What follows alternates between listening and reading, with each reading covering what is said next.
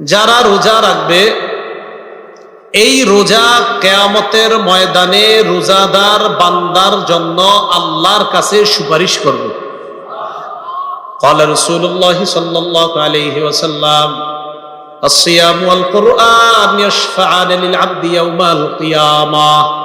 নবী বলেন রোজা এবং কোরআন বান্দার জন্য কিয়ামতের ময়দানে আল্লাহর কাছে সুপারিশ করে ওই বান্দাকে জান্নাতে নেওয়ার ব্যবস্থা করবে। কোরআন নাজিল হয়েছে কোন মাসে? কোন মাসে? ফরজ রোজা রাখি কোন মাসে? বলেন, সবাই বলেন, ফরজ রোজা রাখি কোন মাসে? কোরআন নাজিল হয়েছে কোন মাসে? সুপারিশ করবে আল্লাহর কাছে কয় জিনিস?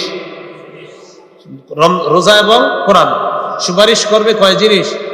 বলেন, 1 নাম্বার, 2 নাম্বার, কোরআন নাজিল হয়েছে কোন মাসে? রোজা রাখি কোন মাসে?